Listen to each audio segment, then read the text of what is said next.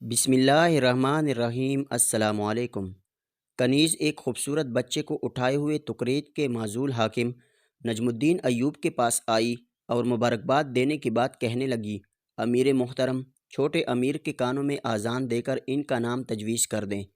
کنیز کی یہ بات سنتے ہی نجم الدین ایوب نے غضبناک ہو کر کہا، میرے سامنے سے لے جاؤ اس منحوس کو، میں اس کی شکل بھی نہیں دیکھنا چاہتا، یہ تو میرا بیٹا ہی نہیں لگتا۔ اس قدر بدقسمت ہے کہ جو ہی دنیا میں آیا میرے لیے پریشانیاں بڑھ گئیں۔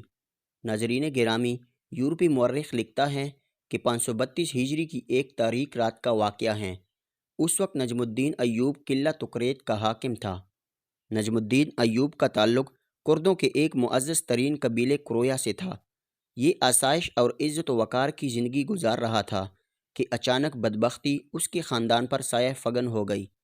تکریت کے حاکم اعلیٰ مجاہد الدین کی طرف سے ایک حکم نامہ جاری ہوا، جس میں کہا گیا تھا کہ نجم الدین ایوب اور اس کا چھوٹا بھائی اسد الدین شیر کو اسی وقت تکریت کو چھوڑ کر بہت دور چلے جائیں۔ جب نجم الدین ایوب یہ حکم نامہ ملنے کے بعد انتہائی شکستگی کے عالم میں سامان سفر باندھ رہا تھا، اسی وقت محل میں ایک نومولود بچے کی چیخیں سنائی دینے لگی۔ دنیا میں آنے والا یہ بچہ تکریت کے معزول حاکم نجم الدین ایوب کا فرزند تھا، جسے آج دنیا فاتح اعظم سلطان صلاح الدین ایوبی رحمۃ اللہ علیہ کے نام سے جانتی ہے، جس کا باپ نجم الدین ایوب اسے اس کی پیدائش پر منحوس کہہ کر دھتکار رہا تھا۔ کنیز جس خوشی کے ساتھ بچے کو اٹھا کر لائی تھی، وہ خوشی ہوا ہو چکی تھی۔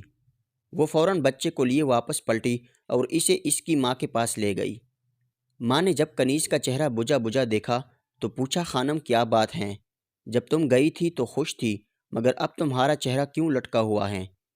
کنیز نے بچے کو ماں کے پہلو میں لٹا دیا اور کہنے لگی، آقا اپنے بیٹے کی پیدائش پر خوش نہیں ہیں۔ آخر میرے بچے میں کیا خرابی ہے؟ نجم الدین ایوب کی بیوی نے کہا، وہ خوبصورت ہیں، اس کے ہاتھ پاؤں بھی سلامت ہیں۔ کنیز خاموشی سے کھڑی رہی اور مالکن کے سوال پر کوئی جواب نہیں دیا۔ دراصل کنیز نجم الدین ایوب کے الفاظ دہرانا نہیں چاہتی تھی۔ جب چند لمحے کنیز خاموشی سے سر جھکائے کھڑی رہی تو مالکہ نے پھر پوچھا، لیکن اب کی دفعہ بھی کنیز نے کوئی جواب نہ دیا۔ پھر نجم الدین ایوب کی بیوی نے قدر تیز لہجے میں کنیز کو حکم دیا، دوبارہ اپنے آقا کے پاس جاؤ اور میرا پیغام دو کہ میں انہیں یاد کر رہی ہوں۔ کنیز خاموشی سے نکلی اور نجم الدین ایوب کے پاس جا کر مالکہ کے الفاظ دہرا دیے۔ اس وقت نجم الدین ایوب اپنی کرسی پر اداس بیٹھا تھا اور اس کی نظریں سامنے کھلنے والی کھڑکی پر مذکور تھی۔ خانم پیغام پہنچا چکی تھی، مگر نجم الدین ایوب اپنے ہی خیالوں میں ڈوبا ہوا تھا۔ خانم اب کچھ دیر انتظار کے بعد بغیر جواب لیے ہی واپس لوٹ گئی۔ دوسری طرف نجم الدین ایوب کی بیوی زبیدہ کی آنکھوں میں آنسو تھے۔ وہ بے قرار ہو کر اپنے بچے کے چہرے پر جھکی اور اس کی پیشانی پر اپنے ہونٹ رکھ دیے۔ نجم الدین ایوب کی یہ بے رخی اسے شدید پریشان کر رہی تھی۔ اسی پریشانی میں وہ اپنے بچے کی طرف دیکھ کر کہنے لگی، اے میرے بچے، تم دنیا میں کیوں آ گئے ہو؟ زبیدہ ابھی اپنی بات مکمل بھی نہ کر پائی تھی کہ یکا یک کمرے میں ایک بھاری بھرکم آواز گونجی، آپ کو فرزند کی پیدائش مبارک ہو۔ زبیدہ فوراً سنبھل کر بیٹھ گئی تو دیکھا نجم الدین ایوب کا چھوٹا بھائی اسد الدین شیر کو کھڑا مسکرا رہا تھا۔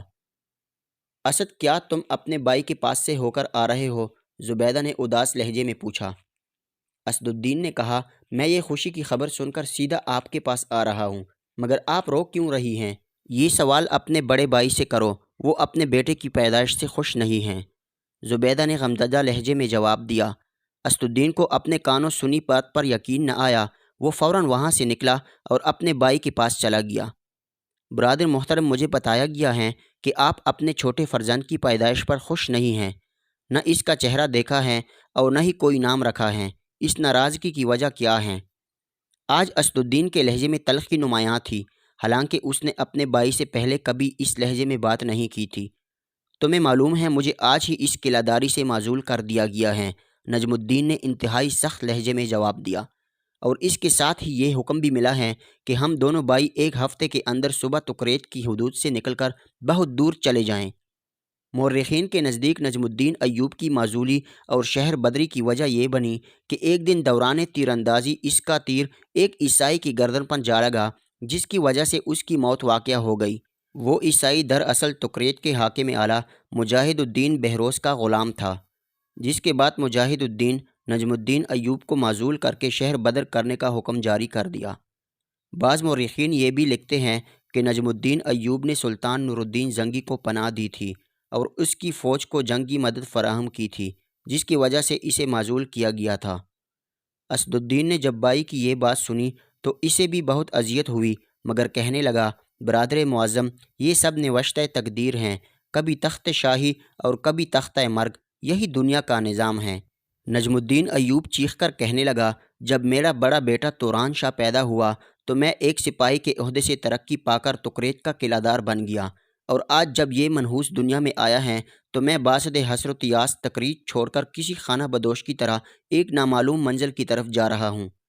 ہم اہل ایمان ہیں، ہمارے مذہب کے مطابق نہ کوئی سات منحوس ہوتی ہیں اور نہ مبارک، یہ سب اللہ کا نظام ہے اور اپنے نظام کو وہی بہتر جانتا ہے۔